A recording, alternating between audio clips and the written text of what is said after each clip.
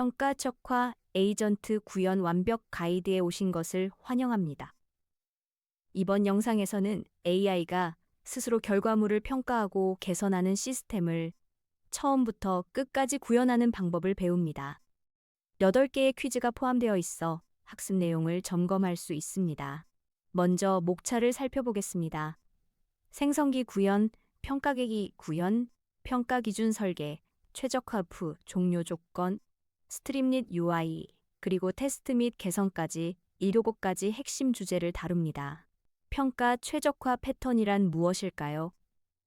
AI 에이전트가 스스로 결과물을 평가하고 개선하는 시스템입니다.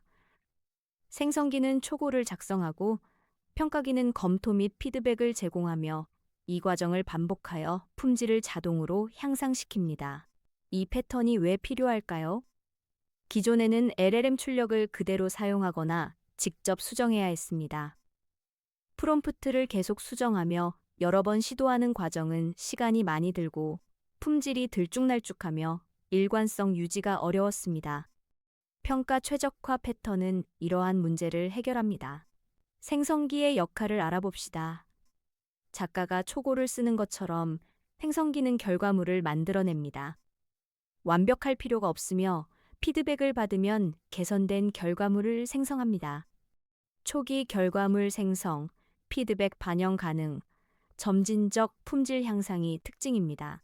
제너레이터 클래스 구조를 살펴보겠습니다. init 메서드에서 오픈AI 클라이언트와 모델을 초기화합니다. generate 메서드는 프롬프트, 컨텍스트, 피드백을 받습니다.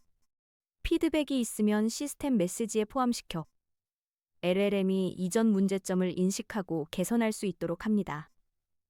메시지를 구성하여 API를 호출하고 템퍼처는 0.7로 설정하여 창의성과 일관성의 균형을 맞춥니다.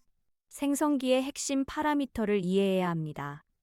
프롬프트는 생성할 내용을 지정하고 컨텍스트는 추가 배경 정보를 제공하며 피드백은 개선 지침을 담고 있습니다. 이 세 가지 파라미터를 적절히 활용하면 품질 높은 결과물을 얻을 수 있습니다. 템퍼처 설정은 매우 중요합니다. 0.7 정도가 창의성과 일관성의 균형점입니다. 값이 낮을수록 일관성이 높아지고 높을수록 창의성이 증가합니다. 너무 낮으면 창의성이 떨어지고 너무 높으면 일관성이 없어지므로 적절한 균형을 찾아야 합니다. 이제 평가기의 역할을 알아봅시다. 엄격한 편집자처럼 결과물을 검토하고 점수를 매기며 개선점을 제시합니다. 객관적인 기준으로 평가하여 다음 생성 사이클에 활용됩니다. 결과물 검토, 점수 산정, 구체적 피드백이 핵심 기능입니다. 이밸류에이터 클래스 구조를 살펴보겠습니다. 이밸류에이션 리절트는 점수, 피드백, 항목별 세부 점수를 담는 파이덴틱 모델입니다. 이밸류에이터 클래스는 오픈AI 클라이언트와 모델을 초기화하고 evaluate 메서드는 콘텐츠와 평가 기준 목록을 받습니다. 평가 기준을 프롬프트에 포함시키고 response format을 JSON 오브젝트로 지정하여 유효한 JSON 형식으로 응답받습니다. 파이덴틱으로 결과를 구조화하여 파싱 오류를 방지합니다. 이밸류에이션 리절트 구조는 3가지 정보로 구성됩니다.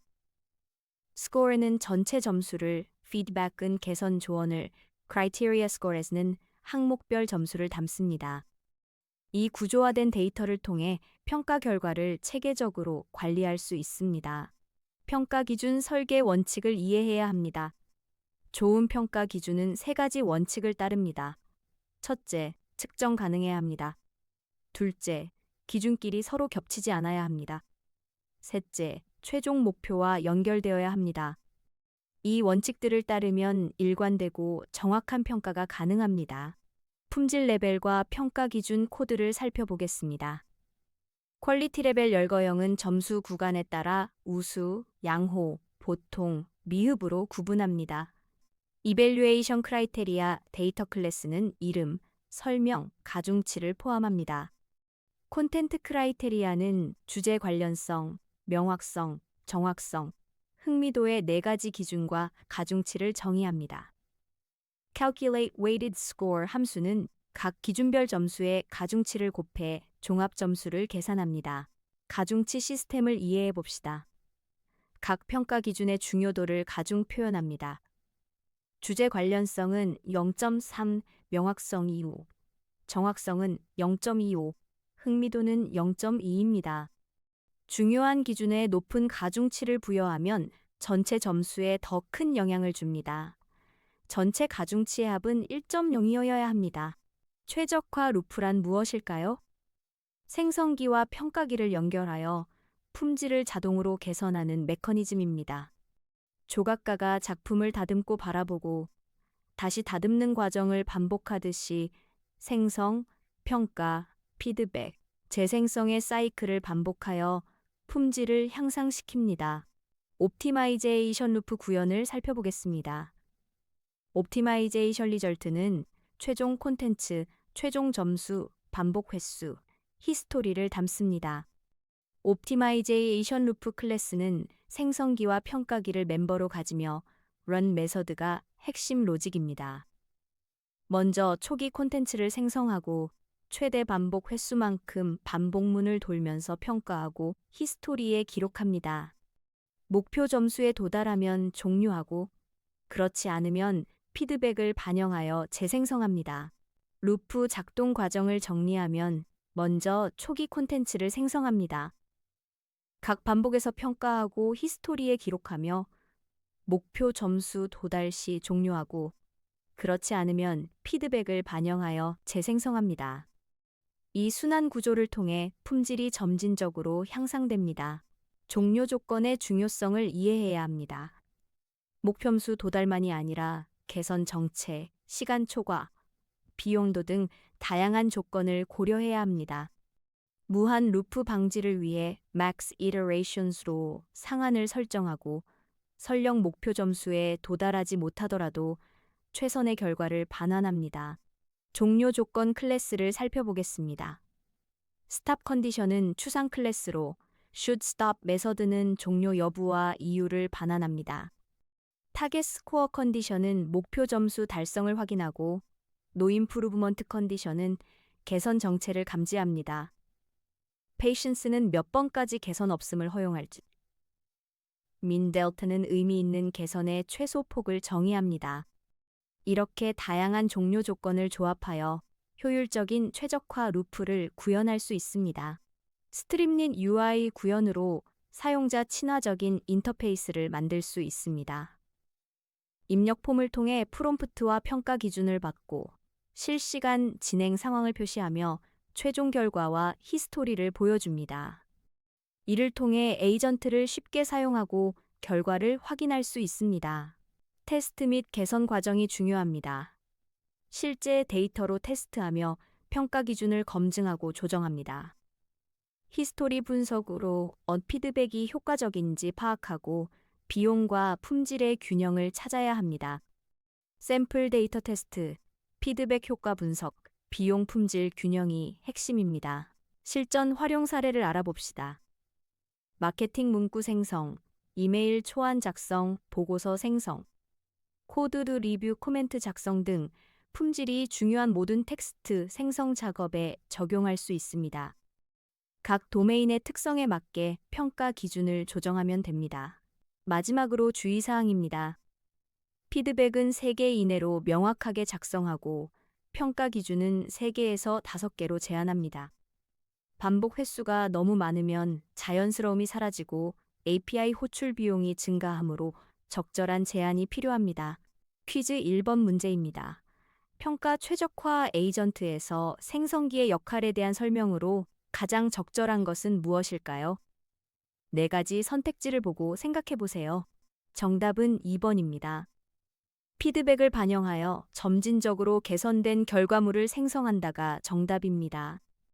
생성기는 작가가 초고를 쓰는 것처럼 첫 번째 결과물을 만들고 평가로부터 피드백을 받으면 그것을 반영하여 개선된 결과물을 생성하는 순환 구조를 갖습니다.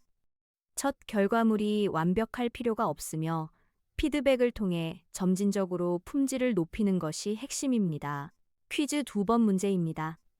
제너레이터 클래스의 generate 메서드에서 피드백 파라미터가 존재할 때의 동작으로 올바른 것은 무엇일까요? 정답은 3번입니다. 시스템 메시지에 피드백 내용을 포함시켜 LLM이 개선할 수 있도록 한다가 정답입니다. 코드에서 피드백이 있으면 시스템 메시지에 이전 피드백을 반영해 개선하세요라는 문구와 함께 피드백 내용을 추가합니다. 이를 통해 LLM이 이전 문제점을 인식하고 개선된 결과물을 생성할 수 있습니다. 퀴즈 3번 문제입니다. 평가 최적화 패턴이 등장하기 전의 문제점으로 언급되지 않은 것은 무엇일까요? 정답은 3번입니다. API 호출 비용이 기하급수적으로 증가했다는 언급되지 않았습니다. 카드뉴스에서는 LLM 출력을 그대로 사용하거나 직접 수정해야 했던 점, 프롬프트를 계속 수정해야 했던 점, 시간이 많이 들고 일관성을 유지하기 어려웠던 점을 언급했지만 API 호출 비용 증가는 언급되지 않았습니다. 퀴즈 4번 문제입니다. 제너레이터 클래스에서 템퍼처 값 설정에 대한 설명으로 가장 적절한 것은 무엇일까요? 정답은 3번입니다. 템퍼처가 너무 낮으면 창의성이 떨어지고 너무 높으면 일관성이 없어진다가 정답입니다. 카드뉴스에서는 템퍼처 값을 적절히 조절해야 한다고 언급하며 코드에서는 0.7로 설정되어 있어 창의성과 일관성의 균형을 맞추고 있습니다. 퀴즈 9번 문제입니다. 평가 최적화 에이전트 시스템에서 생성기와 평가기의 관계를 가장 정확하게 설명한 것은 무엇일까요? 정답은 3번입니다. 생성기는 결과물을 만들고 평가기는 검토 후 피드백을 제공하여 순환적으로 품질을 높인다가 정답입니다. 평가 최적화 패턴의 핵심은 생성기가 결과물을 만들고 평가기가 이를 검토하여 피드백을 제공하며 생성기가 다시 그 피드백을 반영하여 개선하는 순환 구조입니다. 퀴즈 6번 문제입니다. 생성기 클래스를 별도로 구현하는 것의 장점으로 적절하지 않은 것은 무엇일까요? 정답은 4번입니다. LLM API 호출 비용을 절반으로 줄일 수 있다는 언급되지 않았습니다. 카드뉴스에서는 상태 관리, 피드백의 체계적 반영, 모델과 파라미터 교체의 유연성이 높아진다고 언급했지만 API 호출 비용 절감에 대한 언급은 없으며 오히려 반복적인 개선 과정에서 여러 번 호출될 수 있습니다. 퀴즈 7번 문제입니다. 마킹 문구 생성 시스템에서 평가 최적화 패턴을 적용할 때 첫 번째 생성 결과가 너무 길거나 톤이 맞지 않는 경우에 올바른 처리 흐름은 무엇일까요? 정답은 2번입니다. 평가기가 문제를 감지하고 피드백을 생성한 후 생성기가 피드백을 반영하여 재생성한다가 정답입니다. 카드뉴스에서 마케팅 문구 후 생성 예시로 설명한 것처럼 첫 번째 생성 결과가 문제가 있으면 평가기가 이를 감지하고 피드백을 주고 생성기는 그 피드백을 반영해서 더 적절한 문구를 만들어냅니다. 퀴즈 8번 문제입니다. 생성기에 피드백을 제공할 때 주의해야 할 사항으로 카드뉴스에서 언급된 내용은 무엇일까요? 마지막 정답은 3번입니다. 너무 많은 피드백을 한꺼번에 주면 LLM이 혼란스러워할 수 있으므로 명확하고 구체적으로 작성해야 한다가 정답입니다. 카드뉴스에서는 피드백을 명확하고 구체적으로 작성하되 한 번에 너무 많은 피드백을 주지 않도록 주의해야 한다고 강조했습니다. 평가 최적화 에이전트 구현 완벽 가이드를 마칩니다. 생성기와 평가기의 협업으로 AI 품질을 자동으로 높이는 시스템을 만들어 보세요. 코드덱.kr에서 더 많은 학습 자료를 만나보실 수 있습니다. 감사합니다.